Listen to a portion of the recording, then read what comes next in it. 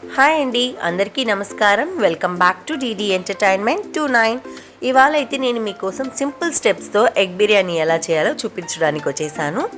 So first ఒక pan తీసుకొని oil వేసుకొని అందులో బిర్యానీ సామాగ్రి వేసి ఆనియన్, పచ్చిమిర్చి, పుదీనా వేసి బాగా వాడ్చుకోండి. ఆ తర్వాత టమాటో ముక్కలు వేసి కాస్త కల్లుప్పు వేసి బాగా వాడనివ్వండి. సో నేనైతే రెగ్యులర్గా కల్లుప్పే యూస్ చేస్తాను. నాకు ఎందుకో అదే కొంచెం కొలతలు అయితే కరెక్ట్గా వస్తుంది.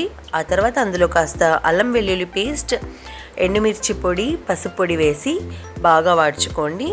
ఆ తర్వాత ముందుగానే ఉడకపెట్టుకున్న గుడ్లను అందులో వేసి కాస్త గరం మసాలా వేసి బాగా వాడ్చుకోండి.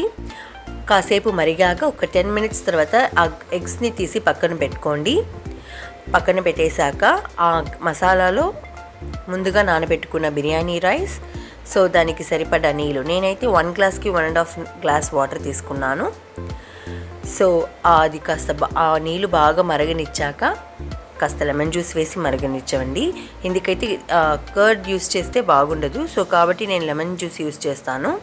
సో నీళ్ళు కాస్త మరిగాక హాఫ్ ఆఫ్ ద అమౌంట్ మరిగాక ఎగ్స్ని హాఫ్ కట్ చేసి అందులో వేసి పైన కొత్తిమీర వేసి దమ్ పెట్టేయడమే. నేనైతే 10 మినిట్స్ స్లిమ్లో దమ్ పెడతాను.